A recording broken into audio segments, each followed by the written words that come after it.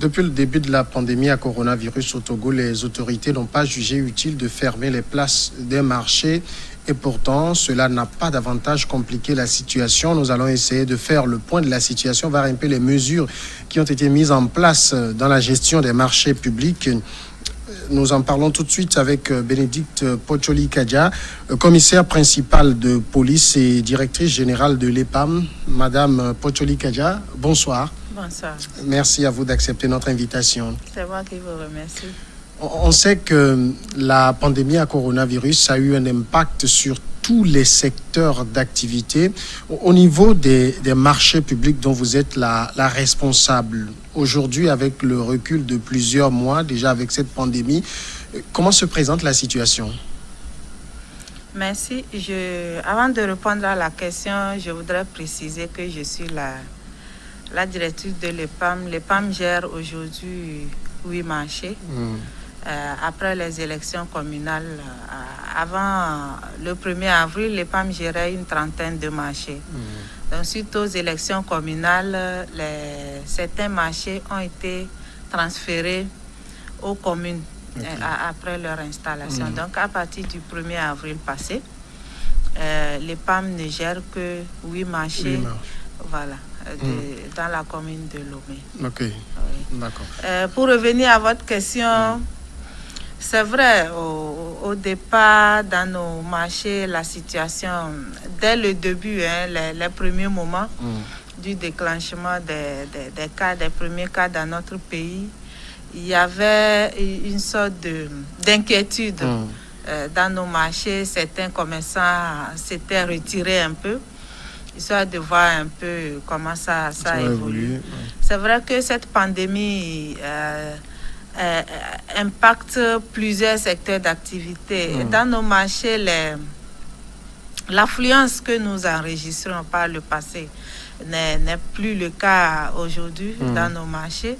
Je donne souvent l'exemple du grand marché d'Adaolato, qui est un grand pôle commercial dans la sous-région, qui est un centre commercial attractif des pays voisins. Aujourd'hui, avec la fermeture des frontières aussi, n'est pas animé comme par le passé. Donc voilà un peu. Bon, aujourd'hui, il y a une certaine confiance qui commence par regagner nos commerçants qui reviennent timidement. Donc, je peux dire que, bon, ça va. Mais est-ce que vous pouvez considérer aujourd'hui que finalement, en tout cas pour ce qui concerne les 8 marchés que vous gérez, que les marchés ont résisté au virus? Je peux l'affirmer. Je peux affirmer que les marchés ont résisté au virus. Vous savez, au début, vous l'avez dit, de cette pandémie, le gouvernement togolais n'a pas jugé utile ou nécessaire ou prudent de fermer les marchés, comme ce fut le cas dans d'autres pays. Et pourtant, les marchés drainent de grandes foules, comme dans les établissements, les universités ou les lieux de culte. Mais les mesures ou les dispositions prises par le gouvernement dans les marchés ont fait que aujourd'hui, ces marchés ont pu résister. Vous vous souvenez, le 20 mars, le gouvernement avait, entre autres mesures prises par le gouvernement, il avait rendu obligatoire le port de masque dans les marchés. Mais avant cette date, dans les marchés, il y avait déjà des dispositions qui étaient prises pour sensibiliser les commerçants sur cette maladie, sur ces modes de contamination, sur sa situation très contagieuse ou hautement contagieuse, et puis sur les mesures à adopter ou bien les gestes barrières à respecter pour pouvoir éviter d'être contaminés. Donc nous avions installé dans les marchés des dispositifs de lavage de mains et sensibilisions les commerçants à les utiliser. C'est avant ça, avant le 20 mars, donc, voilà un peu comment nous procédions.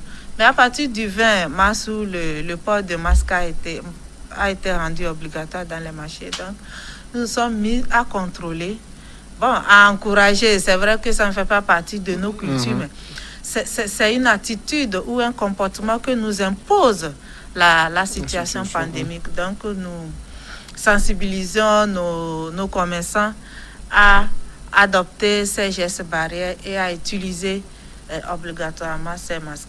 Ça n'a pas été facile, mais nous avons fait du chemin et aujourd'hui, je peux dire que la majorité a compris. Quand bien même il reste quelques réglages à faire, c'est-à-dire les commerçants ont tendance à baisser les masques quand ils veulent discuter des prix. Donc voilà un peu ces réglages qui restent à faire. Mais comme vous le dites, donc on sent qu'au niveau des marchés, dès les débuts de la pandémie, il y a eu, en tout cas pour l'autorité de marché que vous représentez, des mesures qui ont été mises en place pour éviter que les places de marché ne soient des vecteurs de contamination. Absolument. Mais en même temps, comment vous expliquez qu'il y a eu cette panique-là, si tout était fait pour rassurer finalement les commerçants? Comment ça s'explique? Oui. Vous savez, aujourd'hui, nous sommes à l'ère des réseaux sociaux. Vous convenez avec moi que les informations qui circulaient sur les réseaux sociaux créaient beaucoup de psychose et de panique. C'est vrai, ce n'était pas, pour certaines informations, ce n'était pas faux. C'était de vraies informations, des informations sur le nombre de morts ou de victimes que faisait cette pandémie ailleurs ou en Europe, si je peux le dire ainsi. Donc, ces informations, nos populations ou bien nos commerçants les avaient aussi. Donc, pour certains, c'est que dès que le Togo a commencé par enregistrer des cas, certains ont pensé que ça serait peut-être le tour de l'Afrique ou du Togo de vivre la même situation. Voilà, la même situation. Mais aujourd'hui, nous pouvons dire merci aux autorités togolaises qui ont vraiment pris la mesure très tôt, qui ont pris des dispositions vraiment pour permettre aux autorités sanitaires aussi de pouvoir maîtriser un peu la situation. Mais est-ce que pour vous, il a été facile, par exemple, de faire respecter sur les places de marché des mesures comme mesures de distanciation sociale? Parce qu'on connaît la situation sur nos marchés. Est-ce que ça a été facile? C'est pas facile. Ça n'a pas été facile et ce n'est pas facile, même jusqu'à aujourd'hui. Si je vous parle des réglages, ou de quelques réglages encore qui restent à ajuster, c'est qu'au départ, nos marchés sont des marchés type africain. C'est pas des supermarchés où on pourra respecter la distanciation à l'entrée pour dire que on peut limiter le nombre de clients qui puissent rentrer dans les supermarchés. Donc, ça n'a pas été facile. Mais nous avons commencé la sensibilisation très tôt, dès le premier cas. Nous avons commencé la sensibilisation. Et puis, parmi les messages que nous passons à nos commerçants, nous insistons sur le fait, en dehors de la distanciation à respecter entre le client et le commerçant dans la négociation du prix, nous insistons sur le fait de ne pas autoriser les clients à toucher aux marchandises. Vous savez, même avant cette pandémie, si vous alliez dans la zone des revendeuses de pagnes, de tissus, pagnes, wax, vous ne pouvez pas toucher le marchandise, un tissu pagne avec la main. Il y a toujours, nos mamans avaient toujours des bâtons qu'elles vous remettaient et vous choisissez le pagne voilà, ou la marchandise que vous voulez. Donc voilà, nous les sensibilisons à un retour sur ces genres de pratiques. Déjà, s'il y a cette pratique, cela garantit cette distanciation. Mais j'avoue que pour les marchés qui s'animent, qui ont des jours d'animation, c'est pas facile. Parce qu'il y a une grande foule dans le marché, vous marchez, vous vous frottez.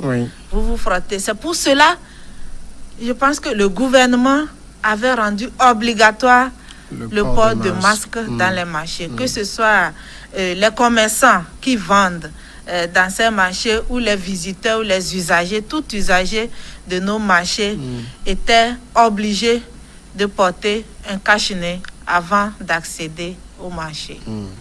Et entre commerçants, parce que si la mesure de distanciation doit être respectée avec le client, mais entre commerçants, c'est la même règle. Là, c'est beaucoup plus compliqué. Entre commerçants, effectivement, c'est beaucoup plus compliqué. Comme je le disais, c'est pour cela que la mesure avait été de port de masque avait été rendue obligatoire.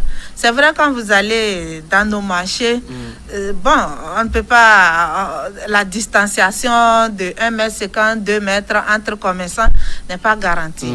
C'est bon, compte tenu de tout ceci, que le port de masque avait été rendu obligatoire au départ pour les commerçants et les usagers des marchés. Ce n'était pas le cas pour le reste de la population jusqu'aux décisions ou aux communiqués du gouvernement d'hier qui a rendu obligatoire désormais le port de cache-nez pour toute la population. Alors, finalement, Madame Pocholi, quand on fait le recul, est-ce qu'il y a eu d'incidents à signaler dans l'application de ces mesures-là sur les places de marché? Bon, incident, je ne sais pas s'il faut le dire incident. À un moment donné, après un long temps de sensibilisation, nous avons commencé par sanctionner, en fait, ceux de nos commerçants qui ne respectaient pas ces mesures ou ces gestes barrières. Donc, pour nos commerçants, pour les visiteurs ou les autres usagers du marché, si vous n'êtes pas porteur de masque, nos agents de contrôle vous obligent à en acheter un et à en porter. Si vous ne voulez pas là, on vous sort du marché. On vous invite gentiment à sortir du marché. Pour les commerçants, nous avons des sanctions. Bon, nos sanctions varient de la simple saisie de marchandises pour nos commerçants qui vendent des repas directement, déjà prêts à être consommés. Nous saisissons les marchandises et les obligeons à acheter le cache-nez, à porter le cache-nez avant de revenir reprendre la marchandise. Pour les commerçants, d'autres commerçants de marchandises ordinaires, nous avons des tickets amendes que nous appliquons pour les récidivistes. Parce que déjà, nous sensibilisons, il y en a qui ne s'exécutent pas. Dès qu'ils vous voient arriver, et tout de suite, ils portent les masques. Et dès que vous les quittez, ils les enlèvent. Si on revient une, deux, troisième fois, comme ça, on vous trouve dans la même situation, on vous sanctionne par une amende. Maintenant, si cela continue sur plusieurs jours, plusieurs temps, nous vous fermons votre place d'étalage pour un temps donné. Donc oui, nous avons eu à fermer beaucoup de places d'étalage. Nous avons également eu à en tout cas couper des tickets d'amende pour les commerçants qui ne voulaient pas s'approprier ces mesures dans les marchés. On était obligé d'en arriver là pour conscientiser le reste de nos commerçants qui étaient à la traîne ou qui avaient du mal à respecter les gestes ou bien les mesures recommandées par le gouvernement dans les marchés. Alors, on sait que la gestion des marchés, ce n'est pas simplement de mettre de l'ordre, de faire respecter les mesures, mais c'est aussi vous qui êtes chargé, par exemple, des tickets et autres, ce qui doit engranger forcément des fonds. Alors, la situation a eu des répercussions énormes sur les commerçants. Est-ce que vous avez eu des échos? Est-ce que les plaintes, les lamentations des commerçants vous sont revenues? Quelle est la situation à ce niveau? Bien sûr, bien sûr. Nous avons reçu, c'est vrai que depuis le début de cette pandémie, c'est la majorité des plaintes que nous recevons de nos commerçants, des plaintes concernant la mévente. Oui. Donc, qui dit mévente dit difficulté à payer les taxes et les loyers de boutique. Donc, nous avons remonté ces difficultés que nos mamans ou nos commerçants avaient dans les marchés. Et cela, le gouvernement a pris une mesure de réduction de moitié des taxes dans les marchés, du moins pour un trimestre, pour 3 mois. Cette décision a été prise. Et aujourd'hui, quand vous allez dans nos marchés, la décision ou bien la mesure est appliquée. Ça a pris effet à partir de fin mai. Oui. Donc, c'est mai, juin, juillet. Nous avons, après la sortie de cette décision, nous avons une réunion avec nos commerçants. Il y a certains de nos commerçants qui sont mensualisés, pour ceux qui payent les taxes à la fin du mois. Ceux qui sont mensualisés, donc, nous leur avons sensibilisé sur le fait que certaines aides ont déjà payé pour le mois de mai. Mais ces taxes de la fin du mois de mai seront comptabilisées pour le mois de juin. Voilà. Et donc, pour le mois de juillet, ils n'auront qu'à payer la moitié de leurs taxes habituelles. Alors, c'est-à-dire, je vais essayer de comprendre, je dis n'importe quoi. Ma taxe, c'est de 50 000 francs, et donc, je paierai 25 000, c'est ça? Oui. Dans nos marchés, nos taxes, je prends les mensuelles. Nos taxes mensuelles varient de 2250 pour certains marchés à 3500 pour les droits de place. C'est pas grand-chose. Oui, vous trouverez que c'est pas grand-chose. Mais pour nos mamans qui vendent des petites marchandises, des sandales, des adémers, gomma, voilà, tomates, piments, c'est un peu difficile. Voilà. Donc, vous savez, le gouvernement est dans une politique sociale. C'est sciemment que ces taxes ont été réduites à ce niveau. Mais malgré ça, nos commerçants ont des difficultés.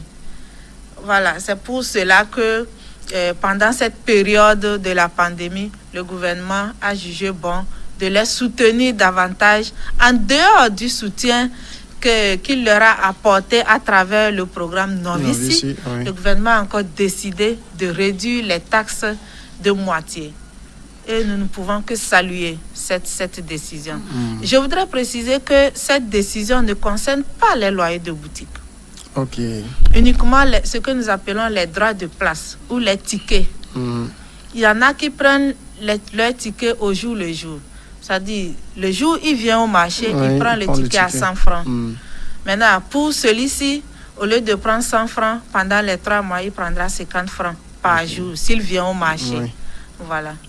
Alors, vous avez dit que ça ne concerne pas les droits de boutique. En même temps, pour ce ça ne concerne pas les loyers de boutique, mais les droits de place. Oui. Alors, pour ce qui concerne les loyers de boutique, ça veut dire quoi?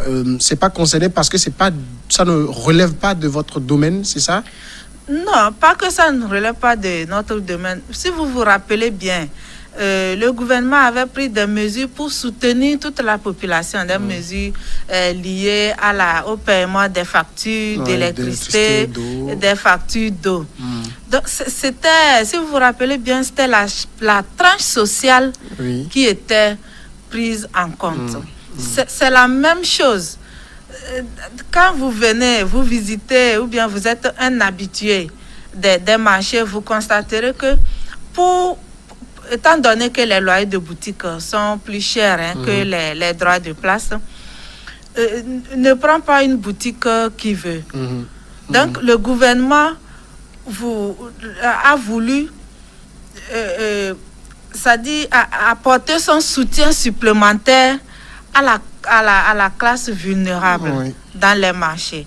Ceux qui ont les loyers de boutique, je ne dis pas que chez eux, c'est déjà rose, mais c'est mieux que celle qui est sur une petite plate d'étalage ou bien celle qui transporte les boîtes d'aliments ou bien celle qui transporte de la tomate ou du piment pour vendre.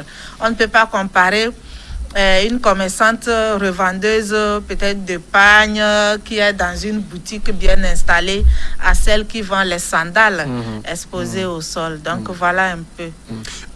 Madame le commissaire, vous excuserez mon ignorance, mais vous savez, les hommes n'ont pas pour mission d'aller au marché dans nos bien sociétés. Sûr, parce qu'on ne connaît pas trop les réalités. Ça veut dire que ceux qui sont détenteurs de boutiques dans les marchés ne prennent plus de tickets journaliers, c'est ça?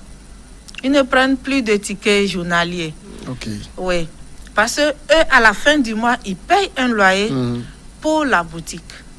C'est un loyer pour la boutique. Maintenant, les journaliers, nous les appelons habituellement les ambulants.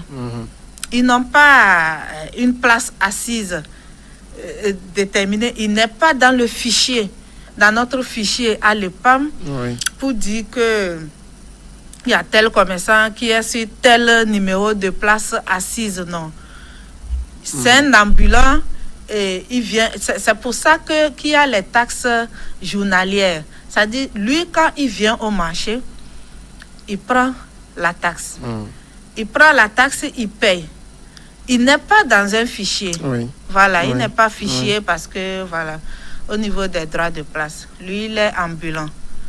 Au niveau des taxes mensualisées, ce sont des commerçants qui sont répertoriés fichiers. Si aujourd'hui, vous avez votre place et que vous prenez, peut-être vous mettez du temps, vous avez été souffrant, pendant un temps, vous n'êtes pas venu au marché, le jour où vous revenez avec votre ticket mensuel que vous prenez à l'EPAM et votre pièce d'identité, nous interrogeons le fichier et on ressort votre nom. Nous savons que vous étiez dans telle zone et que vous vendez telle marchandise. Donc voilà un peu. Ce n'est pas le cas pour les ambulants. Oui. Alors, aujourd'hui, on constate quand même, hein, je veux revenir un peu sur les mesures dont on avait commencé par parler en début d'émission. Quand on regarde au niveau de la population en général, on a commencé par constater à un certain moment un relâchement. C'était noté aussi au niveau des marchés. Nous l'avions observé. Nous l'avions observé aussi, ce relâchement dans nos marchés. Et cela nous avait permis d'accentuer les actions de sensibilisation dans nos marchés. C'est vrai, au moment où quand on avait commencé l'application de ces mesures, surtout la mesure de port obligatoire de cache-nez dans les marchés, 2 semaines après, il m'a semblé que les gens avaient compris, mais 2-3 semaines après, on avait senti effectivement ce relâchement. Et c'est vrai, quand vous sortez dans les marchés, certains commerçants n'hésitent pas à vous dire: nous sommes fatigués, c'est pas facile, nous sommes au soleil et qu'on étouffe. Mais nous essayons de leur faire comprendre que c'est une situation ou bien c'est un comportement que nous impose cette maladie à Covid-19 et qu'il vaut mieux être dérangé en portant le masque, être protégé contre cette maladie, que de se retrouver un matin au centre de prise en charge à Lomé commune et ne pas savoir si on s'en sortirait ou pas. Parce que jusqu'aujourd'hui, nous avons enregistré 13 décès malheureusement. Vous savez, donc c'est un peu, nous essayons de leur comprendre, mais nous essayons aussi de les amener à nous comprendre et à s'approprier ces mesures. Ne pas appliquer ou bien adopter ces gestes barrières parce que le gouvernement l'a recommandé ou parce que l'EPAM le veut, mais de le faire parce qu'ils veulent protéger leur vie et protéger la vie des autres concitoyens. Est-ce que parce qu'on dit qu'il y a eu relâchement, mais en même temps, il faut le dire aussi, puisqu'on a vu dès le début une intensification de la sensibilisation. Moi, je voyais même des caravanes circuler, des gens qui étaient sur les médias et tout, mais ça aussi, ça a relâché à un moment. Est-ce qu'au niveau de l'EPAM, vous poursuivez la sensibilisation dans les marchés? Vous maintenez en tout cas le rythme de la sensibilisation? Oui, dans nos marchés, dans certains de nos marchés, nous avons des systèmes intégrés de sonorisation de radio. Donc, nous passons les messages tous les jours, plusieurs fois dans la journée.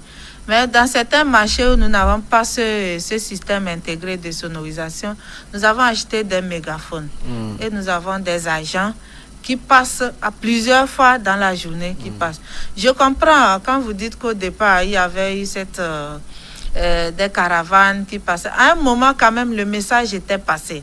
Je pense qu'à tous les niveaux, que ce soit au niveau de l'EPAM, au niveau des mairies, aujourd'hui, c'est la tendance est un peu à la sanction. Parce que on ne peut pas continuer toujours par supplier les gens ou de porter des cache-nez pour se protéger.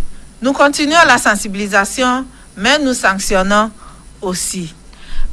Pour ce qui concerne la sensibilisation sur les radios et les télés, ça continue. Ça, c'est le gouvernement qui l'a voulu ainsi. Et jusqu'aujourd'hui, le gouvernement n'a pas levé cette mesure. Enfin, c'était pas une mesure. Mais le gouvernement continue d'envoyer les techniciens, les spécialistes sur les chaînes radio, télé, pour continuer de sensibiliser. Vous savez, la sensibilisation, on insiste parce qu'on se dit, si la sensibilisation aujourd'hui, si quelqu'un a échappé à la sensibilisation, ou si quelqu'un n'a pas pu assimiler, ou n'a pas pris la résolution que désormais, je me protégerai, demain, peut-être, le message passera. C'est comme à l'église. Quand on prêche la parole de Dieu, il y a des fidèles qui sont déjà croyants, qui comprennent, qui savent que voilà. Mais il y en a où il faut le dire, il faut insister pour qu'ils se disent désormais je commence par prier avant de me coucher ou au réveil. Donc c'est un peu la même chose que nous faisons aujourd'hui. Madame le commissaire principal, nous sommes à la fin de cet entretien. 30 secondes, un mot à ceux qui sont dans vos marchés actuellement. Je voudrais remercier la chaîne New World TV à travers votre personne et remercier nos mamans, nos soeurs, nos commerçants dans le marché pour leur sens de responsabilité retrouvé et les encourager à continuer par utiliser les dispositifs de lavage de mains que nous avons installés dans les marchés, que le gouvernement a bien voulu gracieusement mettre à leur disposition pour qu'elles puissent utiliser. Je voudrais leur demander, tant que cette maladie n'est pas partie, qu'on continue par être vigilant.